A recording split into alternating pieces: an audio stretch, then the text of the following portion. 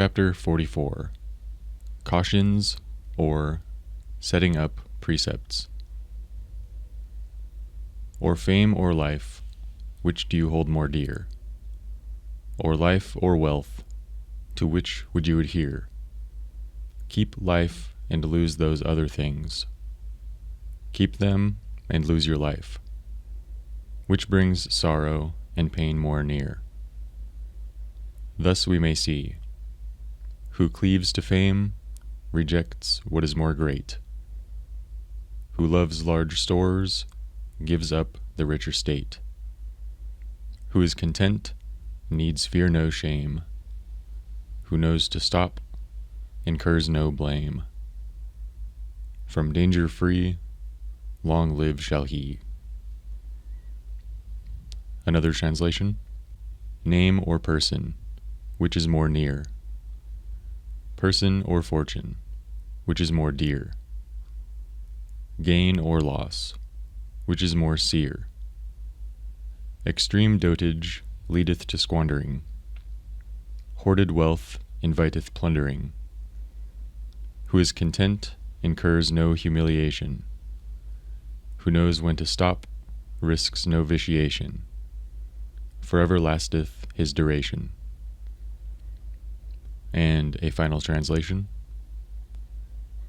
Which is nearer, a name or a person? Which is more, personality or treasure? Is it more painful to gain or to suffer loss?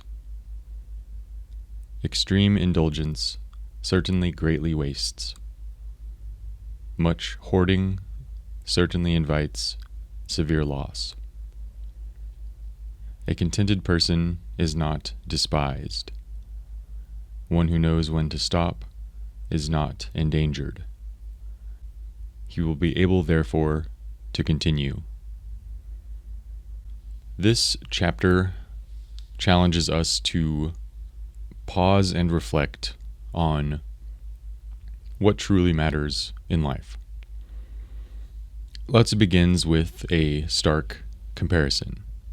Or fame or life, which do you hold more dear? Or life or wealth, to which would you adhere? This is a question of priorities.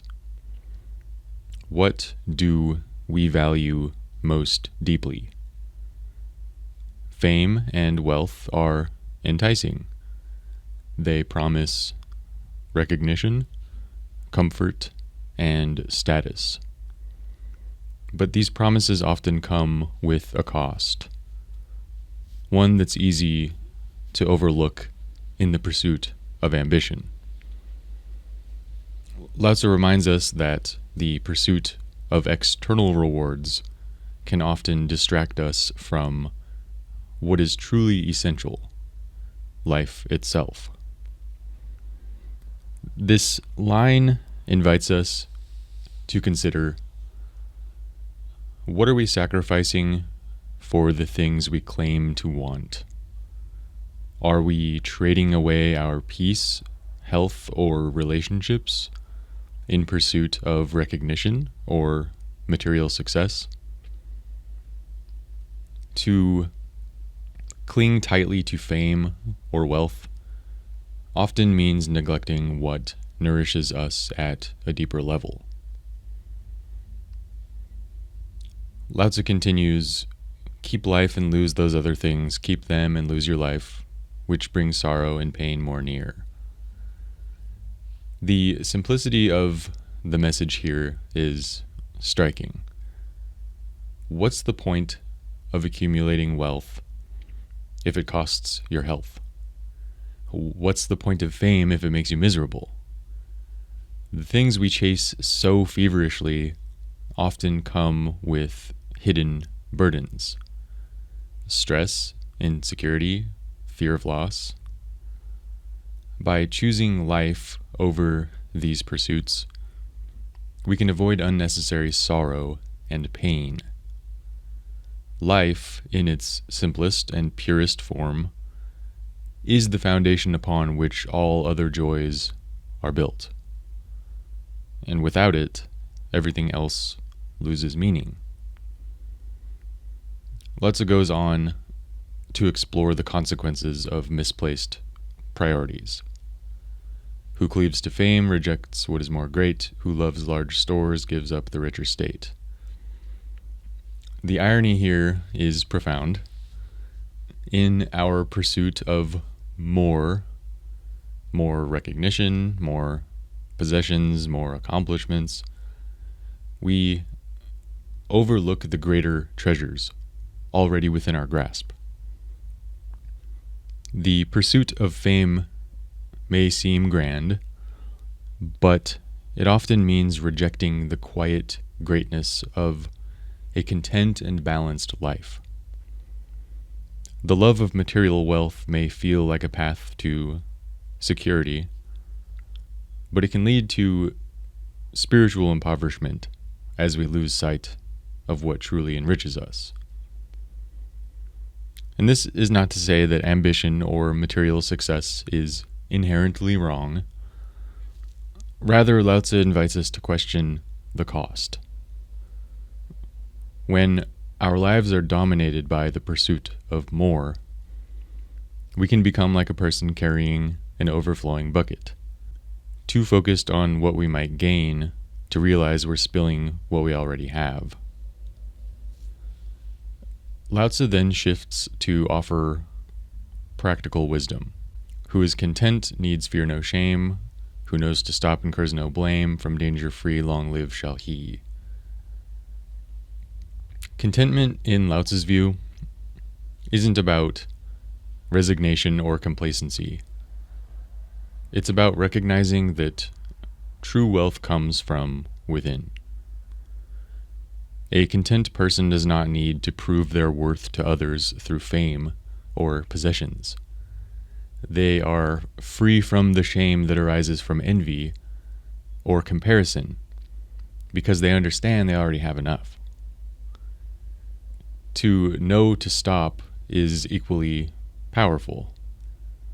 In a world that constantly pushes us to do more, achieve more, and acquire more, stopping can feel counterintuitive.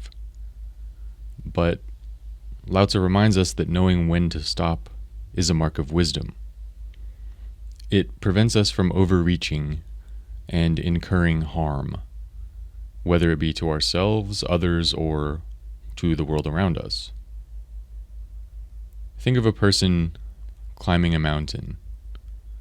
If they don't know when to stop, they may ascend into dangerous terrain, risking injury or worse. But a wise climber knows when they have reached a height that is safe and satisfying.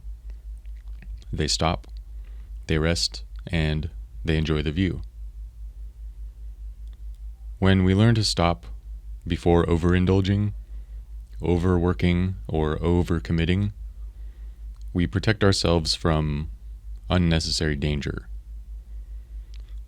In this way, contentment and moderation allow us to live longer, freer, and more fulfilling lives. This chapter resonates deeply in today's world, where the pressures of achievement and accumulation are relentless. Social media amplifies the allure of fame. Constant advertising encourages us to desire endless material possessions. Yet these pursuits can leave us feeling empty, anxious, or disconnected from the present moment. To embrace Lao Tzu's wisdom is to step off this treadmill.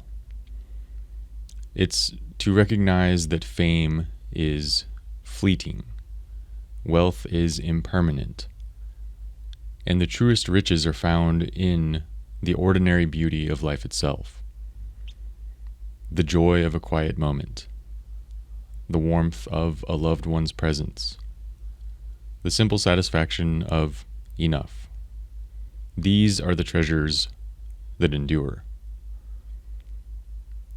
In practical terms, this might mean setting boundaries at work to protect your health and time.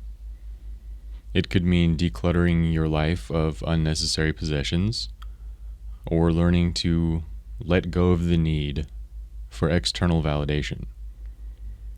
It's not about rejecting ambition or rejecting success outright, but about pursuing them with balance and mindfulness, always keeping life itself, the foundation of everything, in focus.